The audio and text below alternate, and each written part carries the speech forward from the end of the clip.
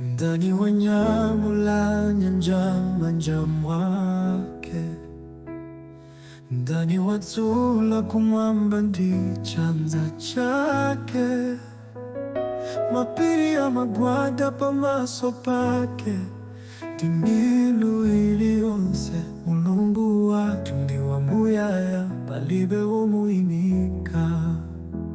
Ndani angaye fumbi la tsiku kapena kuwerenga nyezi, ndani wayamba kumalangiza Mulungu kundetsa chikondi, ndani angafanane ndi Yehova amene analenga zonsezi, palibe angafanane ndi Mulungu wathu amene amatimasula.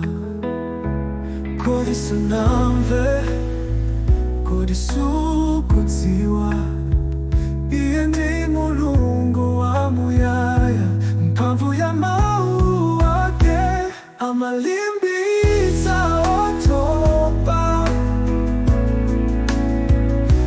amalimbikitsa ofowoka,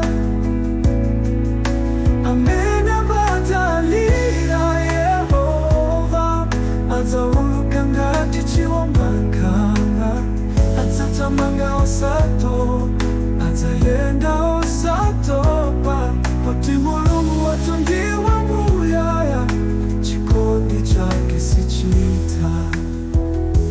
Ndani angafanane ndi inu woyera, palibe wofanana ndi ulemerero wanu.